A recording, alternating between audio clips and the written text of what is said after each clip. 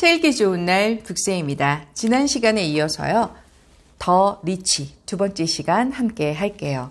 부자가 되는 가장 쉬운 방법은 부자가 된 사람을 따라하는 것이다. 생각, 행동, 습관까지 돈이 나를 위해 일하게 만드는 세계 1%의 모든 것. 부와 성공을 움켜쥘 가장 작은 변화가 이 책으로부터 시작된다. 두 번째 시간 기대되죠? 지혜는 지식을 적용하는 능력이다. 대부분의 사람들이 매년 비슷한 소득을 유지하는 이유는 궁금하죠. 그 이유는 이들의 지식이 항상 그 비슷한 수준에 머물러 있기 때문이다. 그 이유 중 하나는 배움이란 학교를 나서며 끝나는 것이라고 생각하기 때문이다. 백만장자는 자신이 처한 환경에서 끊임없이 배울 점을 찾아 학습한다. 백만장자가 자주 하는 질문은 내가 여기서 무엇을 배울 수 있는가? 이다. 반대로 보통 사람들은 왜 내게는 항상 이런 일이 벌어지는 거야? 라며 한탄한다. 삶이 전해주는 가르침을 제대로 받아들이지 못해서 계속 같은 상황에 처하는 것이다. 어떤 목사는 이렇게 말했다. 전 여기에 별표를 3개나 쳤습니다. 우리는 신이 내린 시험에서 낙제한 적이 한 번도 없습니다. 다만 통과할 때까지 계속 같은 시험을 치르는 것뿐입니다. 맞는 말이다. 왜 나에게 항상 이런 일이 벌어지는 거야? 라는 질문은 다시 말하면 같은 상황이 반복되고 있다는 뜻이다. 당신에게 나쁜 일이 반복되는 이유는 당신의 지식이 제자리에 머물러 있기 때문이다. 백만장자가 되고 싶고 그 삶을 유지하고 싶다면 끊임없이 배우고 성장해야 한다. 백만장자가 된 후에도 배움은 멈추지 않아야 한다. 배움을 멈춘다면 얼마 지나지 않아 백만장자의 삶에서 멀어질 것이다. 라고 쓰여 있습니다. 백만장자는 수익을 높이기 위해 일하고 보통 사람은 월급을 받기 위해 일한다. 월급을 받기 위해 일하는 사람들은 사는데 불편하지 않을 정도로 돈을 벌기는 하지만 그 이상의 돈을 벌지는 못한다. 시급, 월급으로 어느 정도의 돈만 버는 사람이 경제적 자유를 누릴 확률은 거의 없대요. 백만장자는 월급이 아니라 이익을 얻기 위해 일한다. 월급은 당신이 하는 일에 대한 대가로 받는 돈이다. 여기서 이익이란 무언가를 구매한 후 더 높은 가격으로 되팔 때 생기는 차액을 뜻한다. 그래서 백만장자는 판매업에 종사하는 경우가 많다. 소득을 전적으로 월급에만 의존한다면 벌어들이는 돈은 극도로 한정될 수밖에 없다. 하지만 이익을 만들어내는 법을 깨달으면 당신이 벌 수 있는 돈의 한계는 없다. 1년에 10만 달러 이상, 그러니까 억대 연봉 되시는 분들이죠. 이상을 버는 사람의 90%가 판매업에 종사하고 있다고 한다. 내 예상 또한 그렇다. 여기서 내 예상은요, 이 저자분이죠. 이분은 흙수저로 태어난 분인데 33살에 자수성가로 백만장자가 된 분입니다. 그분이 쓴 책이기 때문에 우리가 듣고 배우고 알고 내가 행동해야 될 건 행동하는 거 추천해 드릴게요. 어디까지 읽었죠? 네. 내 예상 또한 그렇다. 주변의 백만장자 친구들과 멘토들 모두 이익을 남기는 일을 업으로 삼고 있다. 이 중 누구도 월급으로 부자가 된 경우는 없었다. 라고 쓰여 있습니다. 그리고 이어서 할 내용은요. 팀을 꾸리래요. 요즘에는 정말 팀을 갖고 있는 부자분들이 되게 많아요. 먼저 팀을 꾸려라. 백만장자는 절대 혼자 일하지 않는다. 그들은 다양한 사람들이 한데 잘 어우러져 일하게 만드는 특별한 능력을 갖고 있다. 이 덕분에 큰 이득을 얻는다. 하지만 이런 능력은 단숨에 얻을 수 있는 것이 아니다.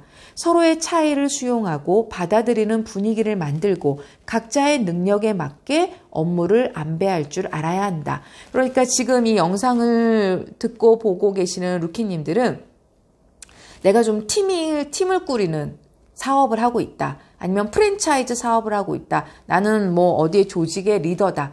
뭐 팀장이다 라고 생각하는 분들은 더 집중하고 들어보셨으면 좋겠네요. 사람들이 상호 협력하며 일하게 하기 위해서는 서로 신뢰라는 환경을 조성해야 한다.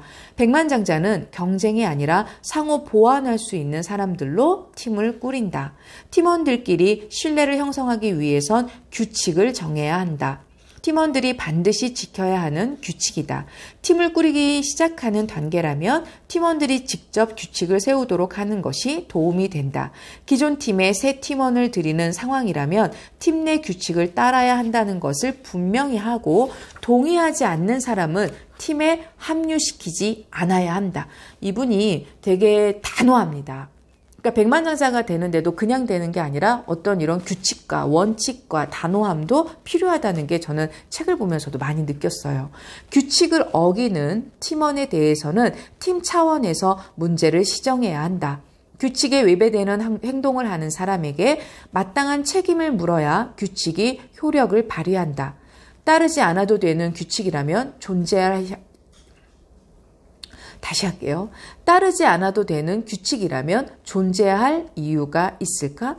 처음 팀을 구성할 때 다른 팀원의 지적을 수용할 줄 아는 사람들로 팀을 꾸려야 한다. 잘못을 지적했을 때 화를 내거나 불쾌하게 여기는 사람은 태도를 바꾸거나 팀을 나가도록 해야 한다. 세죠. 승리하는 팀에는 분노가 자리할 여유가 없다. 분노는 교만함의 표현이다. 겸손함에는 위대한 힘이 있고 겸손한 태도를 갖춘 팀은 위대한 성과를 낼 수 있다. 겸손한 사람은 배움에도 열려 있다. 백만장자는 사업을 효과적으로 운영하기 위해서라면 무엇이든 배울 준비가 되어 있다. 이들은 매출이 곧 수익이며 막대한 수입은 신뢰를 바탕으로 한 팀에서 나온다는 것을 잘 알고 있다. 그래서 신뢰를 바탕이 되는 팀이 되게 중요한 것 같아요. 그리고 여기 이렇게 써 있습니다. 백만장자는 결코 혼자서 돈을 벌지 않는다. 백만장자는 결코 혼자서 돈을 벌지 않는다. 라고 쓰여 있습니다. 그리고 그 다음 내용은요. 수익의 선순환 구조를 만들어라 하면서 세 가지의 사례를 얘기를 해줬어요. 수익의 선순환 구조를 만들어라. 그 중에 첫 번째가 소규모 비즈니스를 시작하라. 나는 누구나 작은 사업체 하나는 운영해야 한다고 생각한다. 지금 다니는 직장을 그만두고 사업에 뛰어들라는 뜻이 아니다. 현재 하는 일을 유지하면서 파트타임으로나마 비즈니스를 시작해 보라는 것이다 하면서 이 책에서 추천해 준 건 네트워크 마케팅 그리고 1인 기업 이걸 소규모 비즈니스라고 하면서 그걸 시작하라고 했습니다. 그리고 부동산 그리고 주식 이런 이야기를 했네요. 이건 수익의 선순환 구조를 만드는 일이라고 208페이지에 이렇게 쓰여 있습니다. 질문에는 답을 정하는 힘이 있다. 올해 수입을 2배로 높이는 방법은 무엇일까? 이번 달 고정 지출을 감당하려면 어떻게 해야 할까? 이 중 어느 쪽이 당신의 잠재력을 더욱 확장시키는 질문인 것 같은가? 두 질문이 어떻게 다른지 알겠는가? 이거였죠. 올해 수입을 2배로 높이는 방법은 무엇일까? 같은 내용이지만 두 번째 질문은 이번 달 고정 지출을 감당하려면 어떻게 해야 할까? 여기에 차이를 아냐라고 저자는 질문합니다. 사실 소소한 질문이든 큰 목표를 겨냥한 질문이든 그에 대한 답을 생각하는 데 드는 에너지는 비슷하다. 그러므로 당신의 사고를 이렇게 확 넓힐 수 있는 질문을 떠올려야 한다. 왜? 어차피 들어가는 에너지는 비슷하기 때문에. 어떤 질문이든 당신이 스스로에게 묻기만 한다면 답은 찾을 수 있기 때문이다. 또 다른 예를 들어보겠다. 내가 좋아하는 일을 하며 연수입 100만 달러를 벌 수 있는 방법은 무엇일까? 어떻게 해야 연봉을 높일 수 있을까? 이 차이가 느껴지시나요? 지금 내 삶이 내게 어떤 교훈을 가르쳐 주는 것일까? 왜 내게는 매번 나쁜 일만 생기는 걸까? 요 차이. 그리고 아이들에게 나의 사랑을 어떻게 전할 수 있을까? 왜 아이들은 내게 고마워하지 않는 거지? 요 차이. 마음의 평안을 얻기 위해선 어떻게 해야 할까? 왜 이렇게 매일 스트레스를 받는 거지? 이제 이해가 되는가? 바로 이런 차이다.